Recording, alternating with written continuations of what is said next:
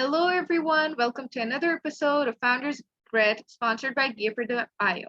I am Zen, and today we have Glenn Reed, the CFO of IntelliShift, with us. Hello, and welcome to the show, Glenn. Hi, how are you? Good to be with you today. I'm good. I'm perfect.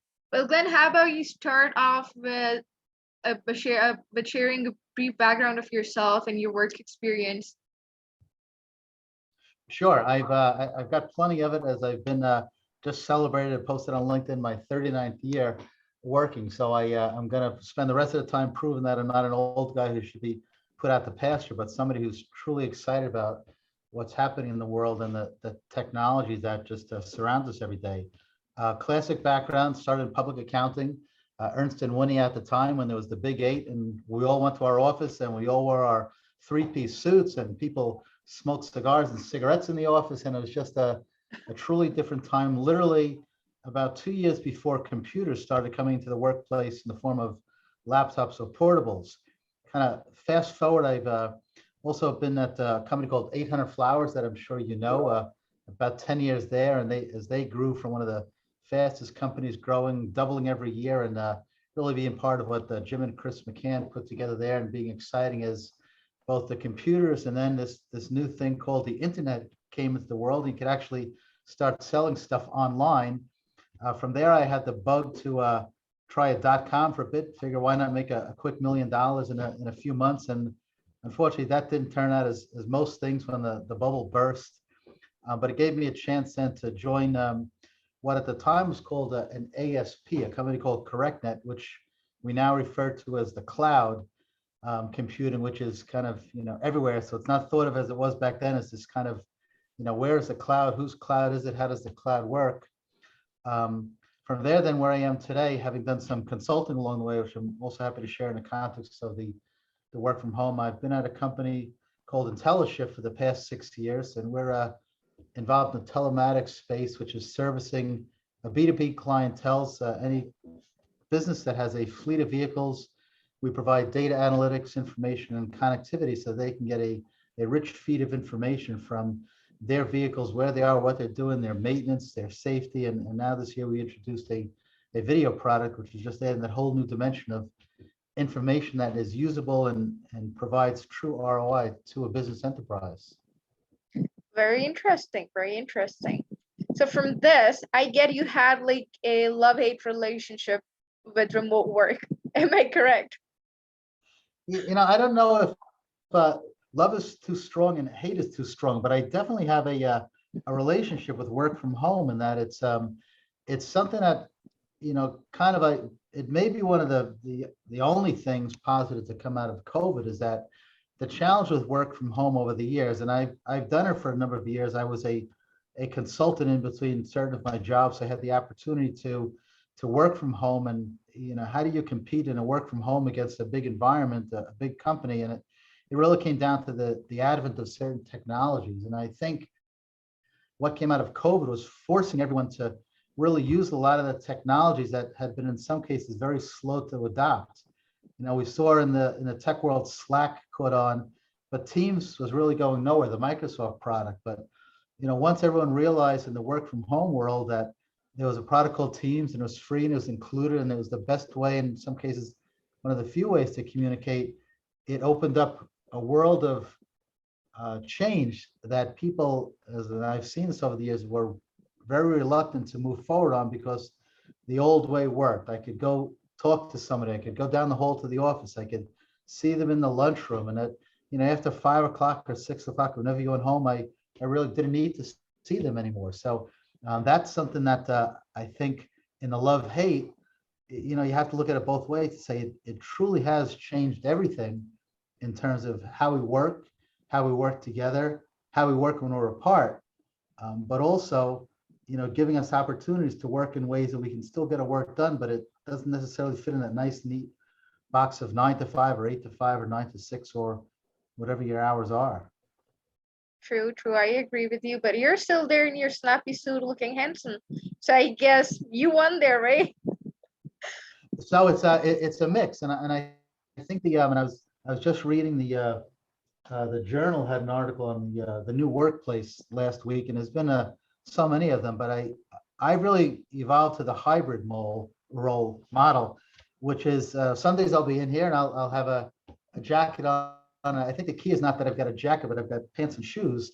And some days I'll be home with shorts and my bean mocks because that's what I'm comfortable and that's what's appropriate. And I think, and what I've seen, I'm in the finance world, and for the finance team, there are days when you want to be around everyone and you're talking, interacting. There are other days you want to be home and have quiet time. I have three boys that you have camera access, so you can see they're in the background photos. But my sons, one of them is a developer. He works at Amazon, and he's more than happy to stay home all the time and work because he needs quiet time and concentration. Here at our company, when COVID broke out, we all went to work for remote.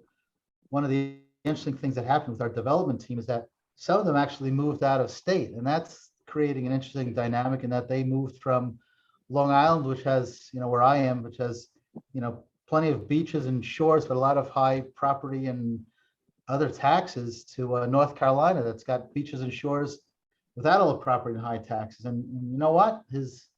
Their work productivity hasn't changed at all. In some cases, it's gone up because they're in a more comfortable environment, worried less about things that are outside of work, so that their workday is productive. So I'm a fan. Mark me down for the hybrid model, in that it's a mixed blend back and forth. It keeps it interesting for me, but clearly not everyone can do that. If you're Yeah.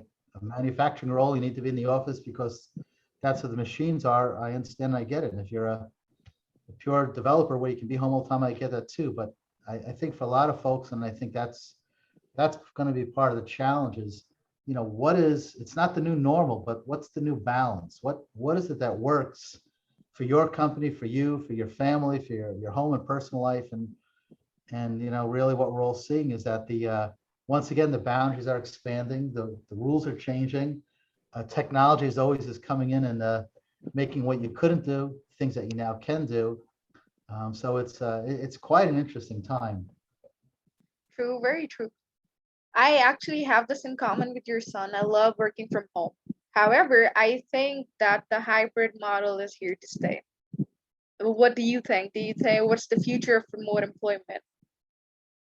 Yeah. So as I said, putting out the highs and the lows for some jobs that are just always going to have to be, that manufacturer, the guy going to the Tesla plant to work in the Tesla, he's got to be in the factory. And, I'm going to put developers in the camp that I think developers really can permanently work at home and just, collaborate as they've been doing for years and years on there's just more tools and chat boards and project, but it's the in between where I think we really are figuring out, what does hybrid mean? Does hybrid mean once a month, once a week, as many times a week as you want? And I think we're seeing that, most prominently with the banking community in New York, where they're saying, if you want to get paid a New York salary, some of the banks say, then you've got to come to New York and work here. And others are saying, well, let's stay home and see how that works out. And then, of course, with the Delta variant, the changing, when is it possible even to pursue all in or not all in? And it's, I've seen it move, as I'm sure you have too. It's September, October. Now there are some companies talking about January. So I think, as I said, that a balance will work out. But my money and my hope is on this hybrid model, because I think it just evokes satisfaction as a term. I'm avoiding using the word happiness because that sometimes gets blurred as to, what is it, you're here to work, not to be happy. And I don't want to say it's one or the other, but I think satisfaction is that feeling that one gets from, what you want to do, you're able to do. And I see that sense of satisfaction coming from, when I need to be in the office for whatever it is, if it's a bunch of folks from out of town coming together, or it's a project that we're not sure who or what's going to be involved, so we'll get everyone together, that we do that. And that works for me. And I suspect everything I'm saying, there's a group of people, and perhaps a large group, that can say, yeah, we can do all that remote, and that's how we choose to do that. So I think it's going to be something that evolves over time. The tools, as I've mentioned, I keep mentioning that because I think it's so important. I'm sitting here right now, I'm surrounded by, I've got 3 monitors around me. I've got 2 40-inch TV screens up above. I've got my iPhone, I've got my iPad, I've got my Apple Watch. So there's plenty of ways to be connected to everything, but it's, how do you manage it?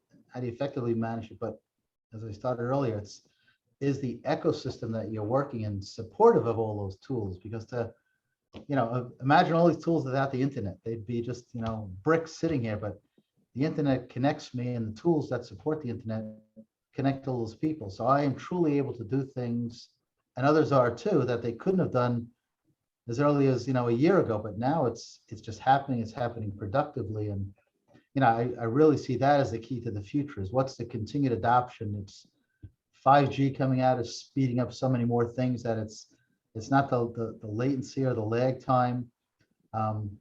Every year, as I'm reminded, more and more graduates come out of our universities and our primary school systems with just, well, this is the way it is. And so they're not saying I'm changing to this. They're saying this is how I work. This is how I'm comfortable. So it's like all things, when I started off talking about the 3-piece suit, and that went to the 2-piece suit, and then no suit, and then back to suits, and now it's sport jackets. Things keep evolving, and the one certainty is change, and it's stay with the change or get rolled over by it.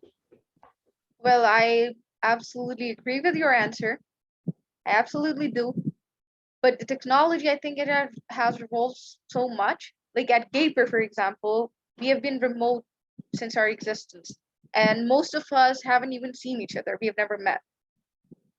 We don't even know where the other one is, right? So I absolutely love that about remote work. But yes, I completely understand where you're coming from. Okay, So I had moving a towards the funny last story with question. the All right, I'm sorry I cut you off. yeah, no worries. I was just gonna say it's funny. I've heard a couple situations now where people do have that chance after an extended time to get together, and they're surprised how short, how tall people are when they actually see them, because it's just an interesting dynamic. Are you at a stand-up desk? Are you sitting down? Are you at a big chair, a small chair? So it kind of becomes funny when you do actually finally have that physical interaction. You bring your perceptions and reality together. It's an interesting merge. Completely understandable. All right, Glenn, moving towards our last question. So there are companies like Gaper that help develop, build, and scale products, especially for startups. How important do you think such setups are in the startup world and for founders looking to hire smart? Yeah, I love the idea, and I had mentioned earlier that I was a consultant for a bit of time, and my consultancy was as a virtual CFO. So it was a similar concept of you can't afford to hire enough people full time to do what you want, or you don't need them all full time, or particularly now the job market is just so hot that to find the right people is often very difficult, even without the restrictions of geography. So I've seen a number of years companies like Gaper, and I think it's a wonderful idea. The challenge always is that someone in the company needs to know what they want to know if they're getting it from the resource. And I've seen plenty of opportunities where there's a loss of the opportunity because you bring in a firm like yours, or I work with a company in Pittsburgh called OpenArc, which is a similar situation from what I gathered about Gaper, where you're bringing in a team of folks to come in, do a job, take it on, and move forward. What I was interested to see as I explored a bit about Gaper was that you can actually hire the team leader as well as the whole team. And I think that's just so important to bring in resources which provide you leverage, but then not to lose that leverage because, I use the analogy of spokes on a wheel. The wheel works because all the spokes connect to the outer rim, and as it turns, they're all doing their job. But any single spoke is not enough to support the whole wheel. So that idea of having this collaborated effort, I think, is so important, because if not, just like a bad SEO project, you'll burn money incredibly fast before you realize what happened. So I think the Gaper approach, if I'm reading it correctly, of bringing in a team with a team leader, if you don't have one available, provides that ability to leverage and propel forward. And right, it's really all about the speed plays a critical involvement in all solutions. It's speed of the ideas, speed of the implementation, speed of the realization, and then speed of that next iteration to improve it. So it seems like Gaper and others like that are providing the ability to have speed, which then doesn't slow down in the design or implementation of any of these great ideas that folks keen to be coming out with at record speed these days. Well, thank you so much, Glenn. I absolutely hate ending the podcast, but We have to. It was an absolute pleasure having you here today. I absolutely love talking to you. Thank you for coming to our show, Glenn. Of course, it's my pleasure, and have a great day wherever in the world you are, wherever you choose to be. I'm sure it'll be a productive time. Thank you so much. Have a great week ahead. Thank you. Bye. Bye now.